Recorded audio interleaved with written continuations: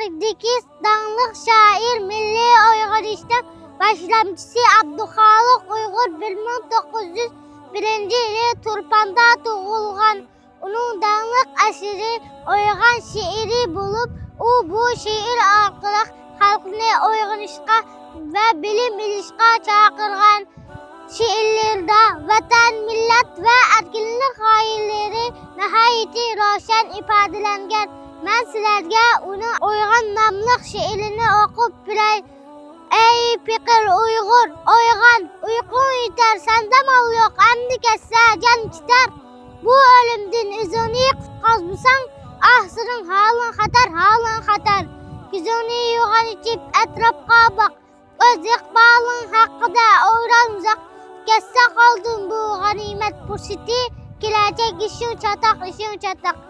Bichinar ko'nglim sana ey Uyg'urim, sabdishim, qirindishim, bir to'qinim, kuyinib holingga uyg'onsam seni, olmaysan zodi nima bo'lg'inim.